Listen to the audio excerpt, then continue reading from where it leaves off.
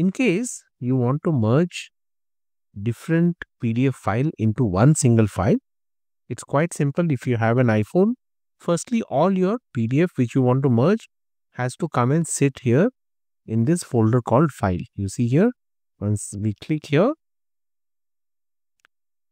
I have 3 different PDF to show you as an example: page 1, page 2 and page 3. Now you click on this top corner where you have these 3 dots, select, and then you select the PDF file which you want to merge. Once you have made the selection, come down and click on this 3 dot, and you see here, create PDF file. Once you click here,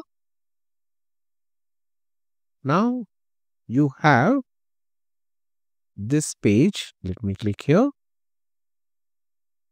You see here, now page 1, page 2 and page 3 all are combined. It is as simple as that.